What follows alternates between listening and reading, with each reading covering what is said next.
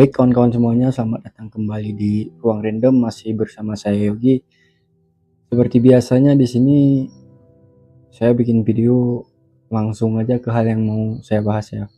Tapi bentar, sebelum memasuki ke apa yang mau saya bahas itu, saya mau konfirmasi dulu bahwa beberapa waktu ke belakang ini saya nggak pernah upload video, bukan karena apa, tapi karena emang terkendala listrik, terkendala internet, dan banyak hal lainnya.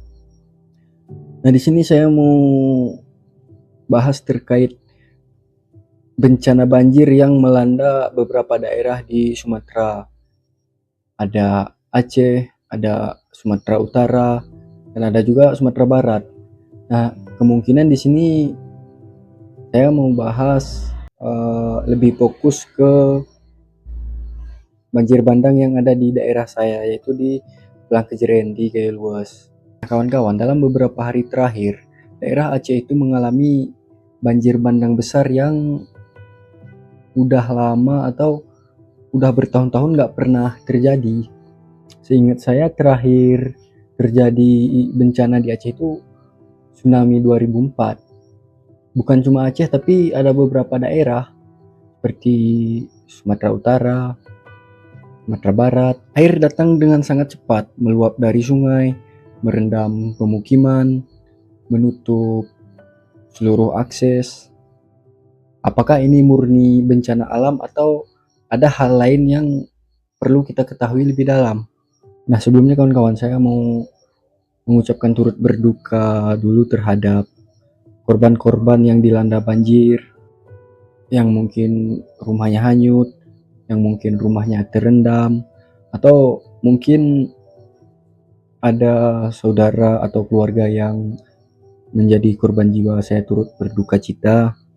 Semoga diberi kesabaran, semoga diberi ketabahan, dan semoga ada hal baik di balik semua bencana yang terjadi sekarang ini. Nah, teman-teman, banyak yang bertanya, kenapa banjir Aceh bisa datang sebesar ini? Nah, kawan-kawan, dalam video ini saya akan mencoba membahas beberapa atau faktor-faktor yang kemungkinan besar adalah penyebab terjadinya banjir bandang ini. Banjir yang terjadi di daerah Aceh ini, di daerah Sumatera. Bukan cuma tentang hutan, tapi tentang hubungan antara manusia, alam, dan lingkungan. Nah, langsung saja kita mulai dari faktor yang pertama. Faktor pertama itu adalah hujan ekstrim dalam beberapa hari terakhir. Itu sangat deras sekali, dan itu berhari-hari berturut-turut tanpa jeda. Selama, kalau nggak salah, di daerah saya sendiri di Gelus itu kemarin itu sampai 3 hari berturut-turut. Dan ditambah lagi dengan datangnya gempa, curah hujan yang datang itu tuh melebihi curah hujan biasanya, curah hujan yang normal. Ya seperti itu tadi, hujannya terus menerus tanpa jeda, yang membuat tanah jenuh air, dan tentunya sungai itu kelebihan kapasitas. Yang seharusnya dia menampung dengan volume sekian, dengan curah hujan yang tinggi terlalu penuh, over kapasitas gitu. Kawan-kawan, fenomena hujan ekstrem ini bukan terjadi secara acak. Banyak penelitian yang menunjukkan bahwa pola iklim ini sudah berubah, terutama akibat pemanasan global, hingga menyebabkan hujan terjadi lebih sering dan lebih intens. Hujan yang datang itu bukan lagi pelan-pelan, tapi sangat deras, dan itu bertubi-tubi dalam waktu yang sangat singkat. Kawan-kawan, ketika hujan sebesar ini terjadi di wilayah topografi pegunungan seperti di Gayo Luas, di Blangkejeren, air yang turun dari lereng itu sangat cepat menuju lembah-lembah dan desa-desa serta kota-kota yang berada di bawahnya gitu.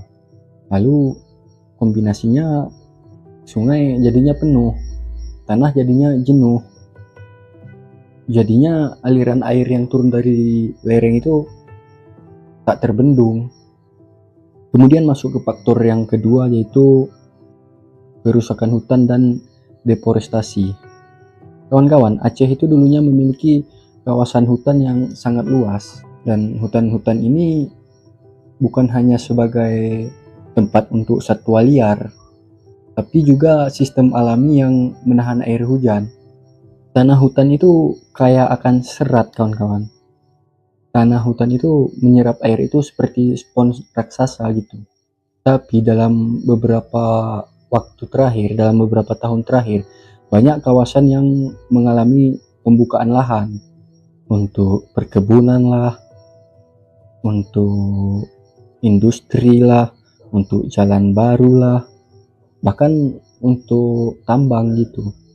Nah kawan-kawan, kita semua harus tahu bahwa ketika pohon ditebang dan hutan dibuka, maka satu hal besar akan terjadi. Apa itu? Yaitu tanah akan kehilangan kemampuan untuk menyerap air. Jadi saat hujan ekstrim datang, bukannya menyerap air tapi malah langsung mengalir ke bawah. Dan kita perlu ingat bersama, aliran air dari kawasan tanpa hutan itu jauh lebih cepat dan lebih besar volumenya. Itulah yang menyebabkan banjir bandang yang begitu besar yang melanda beberapa daerah di daerah Sumatera, seperti di Aceh, seperti di Sumatera Utara, dan Sumatera Barat. Kerusakan hutan itu bukan hanya soal ekologi, kawan-kawan. Ini berdampak langsung terhadap keselamatan manusia, keselamatan ribuan manusia, jutaan manusia yang tinggalnya di lembah-lembah dan di bantaran sungai. Itu mereka itu hidupnya terancam, hidupnya selalu dalam keadaan waspada, was-was. Dan masuk ke faktor yang ketiga, yaitu alih fungsi lahan. Nah, ketika wilayah yang seharusnya menjadi area resapan air diubah menjadi perkebunan, perumahan, ataupun kawasan industri, maka air itu akan kehilangan tempat untuk masuk ke dalam tanah. Bayangin gini deh, tanah yang keras, tanah yang padat, atau tanah yang ditutupi sama beton, itu hampir nggak bisa menyerap air. Makin banyak lahan yang dibuka, maka semakin besar pula volume air yang langsung turun ke sungai. Akibatnya sungai itu akan menerima air jauh lebih besar dari biasanya, jauh lebih besar dan lebih cepat daripada kemampuan mereka untuk menyalurkannya.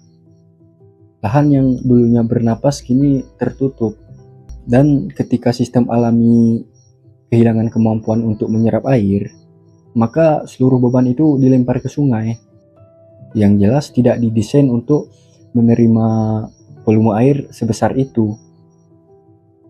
Dan kawan-kawan, alih fungsi lahan ini bukan hanya terjadi secara sedikit-sedikit. Ada daerah yang langsung berubah hanya dalam hitungan tahun.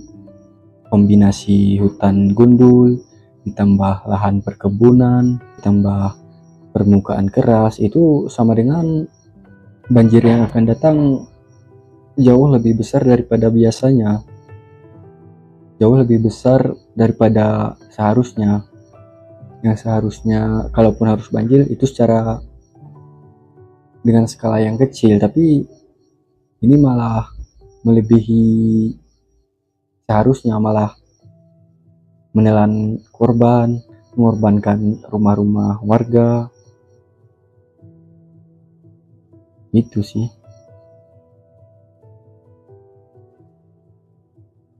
Nah, sekarang masuk ke faktor yang keempat, yaitu sungai dan drainase yang tidak mampu menampung air. Aceh itu banyak sekali memiliki sungai besar maupun sungai kecil yang langsung mengalir dari daerah pegunungan. Secara teori, sungai ini harus mampu menyalurkan air hujan ke laut dengan aman, tapi kenyataannya nggak sesimpel itu. Kenyataannya nggak semudah teori itu. Karena kenapa? Karena pertama, sedimentasi itu meningkat, terutama di daerah yang mengalami pembukaan hutan atau aktivitas tambang. Ketika tanah longsor dan terjadinya erosi, material itu masuk ke sungai, membuat dasar sungai itu naik, sehingga kapasitas air itu jadinya berkurang. Kedua, banyak sungai dan kanal di daerah pemukiman yang tidak dirawat. Ada yang menyempit karena bangunan, ada yang karena dangkal, dan ada juga yang tertutup oleh sampah itu. Sampah yang dibuang sembarangan oleh orang-orang yang tidak bertanggung jawab. Terus yang ketiga, sistem drainase kota itu yang tidak dirancang untuk menampung volume air sebesar itu.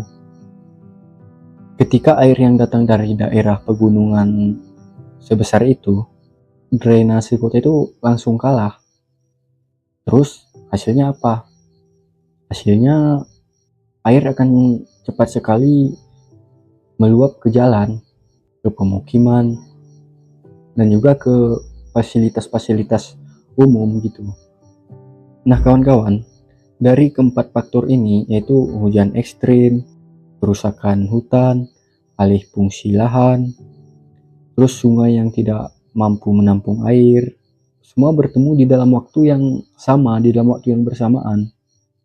Dan inilah yang membuat banjir yang terjadi di Aceh, di Sumatera Utara, di Sumatera Barat, bukan hanya sekedar banjir biasa, bukan hanya sekedar bencana biasa. Ini semua adalah contoh klasik bagaimana bencana alam itu bisa diperparah oleh campur tangan manusia itu sendiri, manusia-manusia yang tidak bertanggung jawab. Karena kalau salah satu saja yang terjadi, dampaknya mungkin tidak akan separah ini, banjirnya mungkin nggak akan sebesar ini. Tapi ketika semuanya terjadi bersamaan, maka kita bisa lihat seperti apa yang terjadi sekarang. Kita bisa lihat di daerah Aceh, kita bisa lihat di daerah Sumatera Utara, Sumatera Barat, kita bisa lihat semua gimana parahnya, gimana keadaannya sekarang. Bahkan banyak influencer-influencer, youtuber yang mendesak bencana ini harus dijadikan bencana nasional, tapi sampai sekarang itu masih ditahan oleh pemerintah. Kita nggak tahu alasannya kenapa ditahan, tapi kalau lihat dari indikatornya sendiri, ya seharusnya sudah layak dijadikan sebagai bencana nasional gitu. Bagaimana tanggapan dari teman-teman? Tapi kawan-kawan, yang menjadi kabar baiknya adalah semua itu masih bisa diperbaiki, semua itu masih bisa dibenahi lagi, tergantung bagaimana dari pemerintahannya sendiri, masyarakatnya sendiri, kesadaran kita semua. Kita bisa mengembalikan kawasan hutan tanaman kembali, kita bisa buat sistem drainase modern yang benar-benar kuat, kita bisa mengatur izin alih fungsi lahan dengan lebih bijak tentunya. Dan yang paling penting adalah kita semua bisa belajar dari kejadian sekarang ini, kita semua bisa belajar dari bencana yang terjadi sekarang. Karena kalau penyebabnya tidak diatasi, maka kejadian seperti ini bukan hanya bisa terulang kembali, tapi bisa saja akan datang lagi secara bisa datang lagi dengan lebih besar dan lebih berbahaya tentunya. Nah, banjir yang terjadi sekarang ini baik di Aceh, baik di Sumatera Utara, baik di Sumatera Barat, mengingatkan kita bahwa alam itu akan selalu memberi tanda. Dan kalau kita tidak menjaga lingkungan, maka kita sendiri yang akan merasakan akibatnya. Seperti di Deluas sendiri. Itu menurut informasi yang beredar, menurut informasi yang didapat dari Bupati Gayluas, itu hampir 95% daerah Gayluas itu terdampak, masyarakatnya terdampak. Kalau menurut pandangan saya sendiri, saya mengatakan 100% daerah dan masyarakat Gayluas itu terdampak. Lebih ke masyarakatnya sih, karena semua akses untuk menuju Gayluas itu semua terputus total. Nggak ada akses yang bisa masuk ke daerah Gayluas. Mungkin sekarang udah ada beberapa titik, kalau nggak salah 1 titik sih, hanya itu yang bisa diakses. Itu juga harus sangat hati-hati, masih sangat berbahaya dilalui. Kita sendiri kan yang merasakan akibatnya. Dan yang lebih parah itu bahan-bahan semua naik, bahan pokok semua naik, sedangkan hasil dari panen petani itu sendiri itu nggak bisa keluar, nggak laku. Dia kita sendiri yang tertekan.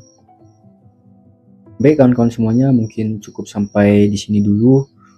Semoga video ini bisa membantu kita semua untuk memahami apa yang sebenarnya terjadi. Karena semakin banyak yang paham, maka semakin besar pula peluang kita untuk mencegah bencana berikutnya. Terima kasih buat semua kawan-kawan yang telah menyempatkan diri untuk menonton video saya ini. Semoga kalian selalu dalam keadaan sehat walafiat. Terima kasih. Wassalamualaikum warahmatullahi wabarakatuh.